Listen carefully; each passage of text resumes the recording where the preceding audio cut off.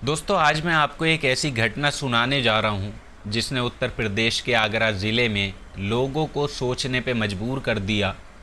और ये सिर्फ एक हत्या की कहानी नहीं थी, बल्कि उन रिश्तों की सच्चाई भी थी जिन पर भरोसा किया जाता है, जिनको अपना समझा जाता है। और जब इस मामले का सच सामने आया तो लोगों ने हैरानी में अपना सर पकड़ लिया।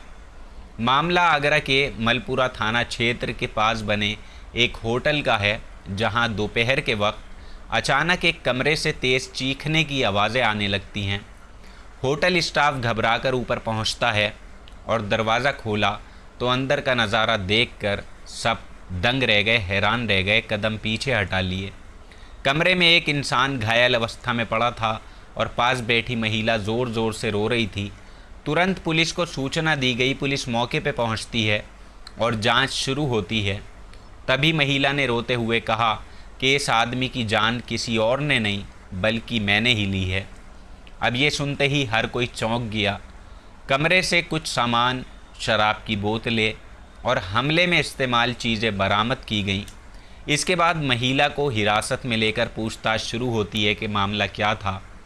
उसने अपना नाम प्रीति बताया।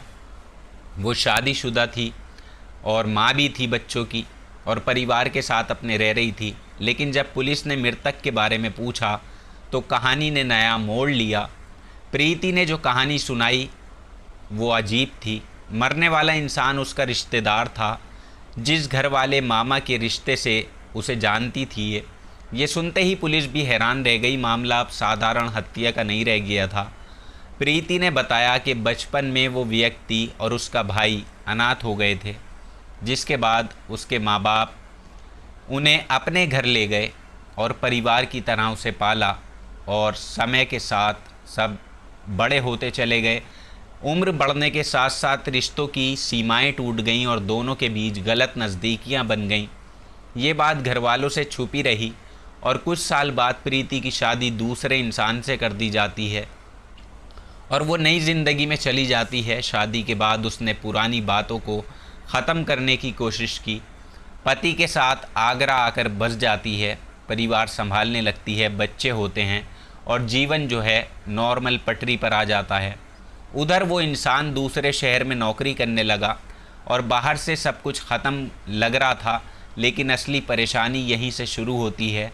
वो व्यक्ति प्रीति को भूल नहीं पाया और वो लगातार उससे कांटेक्ट करने लगा। प्रीति दूरी बनाना चाहती थी, लेकिन उसके पास शादी से पहले जो हुआ था कुछ निजी तस्वीरें और वीडियो थे, और वही अब ब्लैकमेल का ज़रिया बन गए।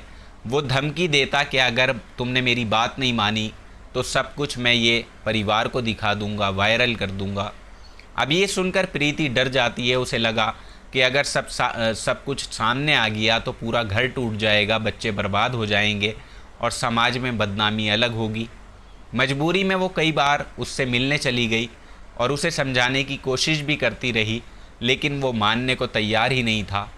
धीरे धीरे प्रीति मानसिक दबाव में टूटने लगी। उधर ब्लैकमेल और बढ़ता चला जाता है और कुछ वक्त के बाद प्रीति ने एक बेटी को जन्म दिया और घर पर रहने लगती है।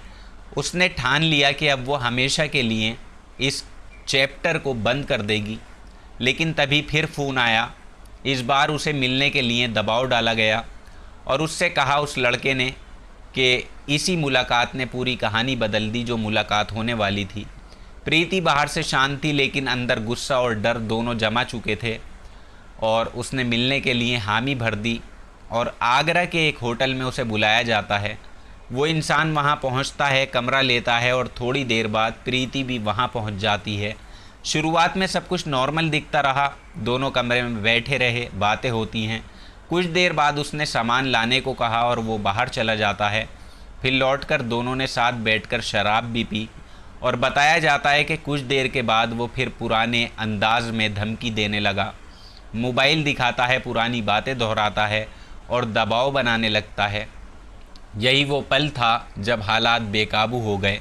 प्रीति ने मौका देखकर उस पर हमला कर दिया और वो संभल भी नहीं पाता है और कुछ ही देर में वो ज़मीन पर गिर जाता है लहूलुहान।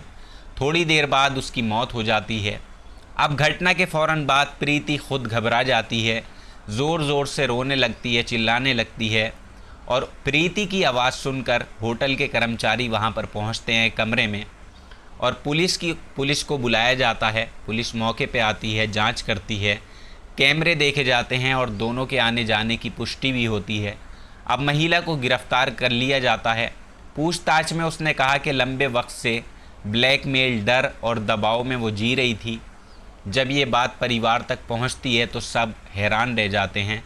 जिन रिश्तों पे भरोसा था उन्हीं के पीछे इतनी बड़ी सच्चाई छुपी हुई थी। बाद में पुलिस ने मामला दर्ज कर लिया। महिला को अदालत में पेश किया जाता है, जहां से उसे जेल भेज दिया जाता है।